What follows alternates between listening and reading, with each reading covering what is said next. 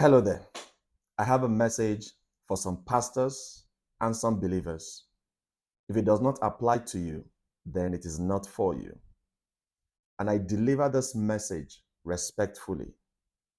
Number one, resist the urge to prophesy about who will win or lose the next elections at all levels, unless you have an express instruction from God to do so.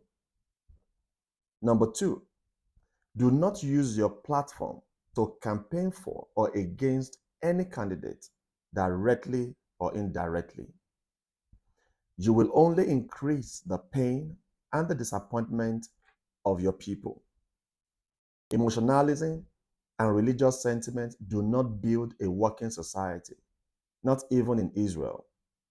We must stop reacting and start being proactive. Many of the things we are reacting to today are manifestations of the thrones and altars that were erected long ago. The Bible says, while men slept, the enemy sowed tares. We must stop sleeping. We must become more strategic, pragmatic, and sophisticated in our interventions. What then should you do? Number one, align with God's end time agenda. Seek to understand what God is doing in our generation and position your ministry accordingly.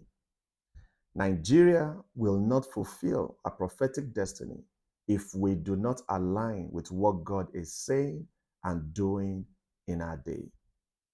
Number two, pray for an elevated sight rather than an earthly sight. When you see from God's perspective, you will be able to discern accurately. When we all see from God's perspective, we will either see the same thing, complementary part of the same thing, or different pieces of a whole that will make sense when brought together. The Spirit of God is one. Number three, embrace the kingdom agenda. God's emphasis is no longer merely on personal blessings and prosperity. His emphasis is now on systemic, national, and global impact. That is the kingdom agenda.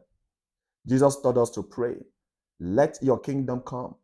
Let your will be done on earth as it is in heaven.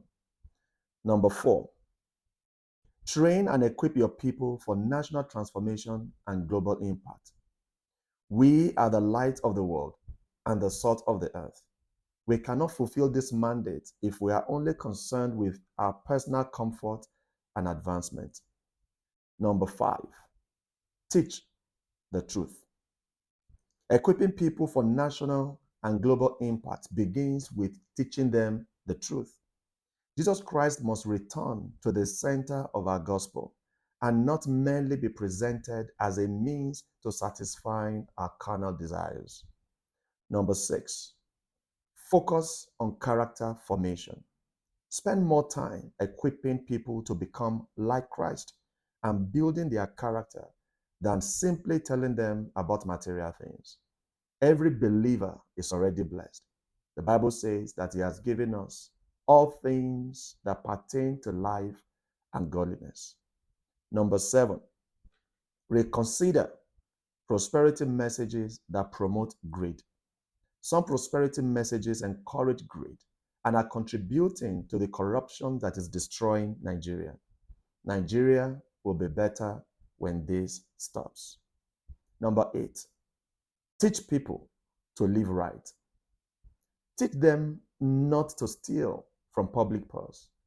Teach the people not to take bribes or collect money for free public services. Teach them not to inflate contracts or sell employment opportunities. Teach them not to violate traffic laws or evade taxes. Teach them to avoid corruption in their little corners. In other words, teach them to live right.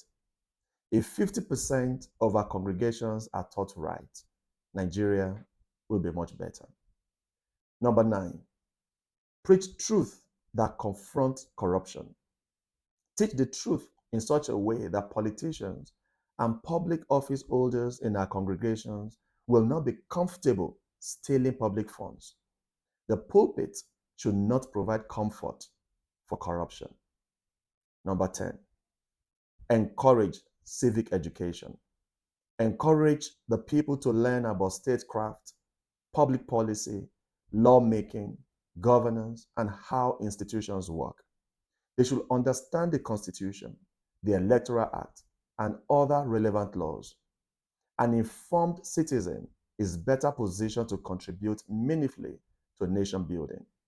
When you do these things, your people will be positioned to make a difference in Nigeria. They will shine as lights that they are. They will become part of the solution to Nigeria's problems rather than part of the problem to be solved. Irrespective of who wins the next elections and irrespective of the political party involved, you still have a role to play. Do not wait until the next election cycle or until things get worse. You will contribute more to nation building by raising model citizens than by telling people who or what party to vote for. It has not worked before. It will not work now. Shalom.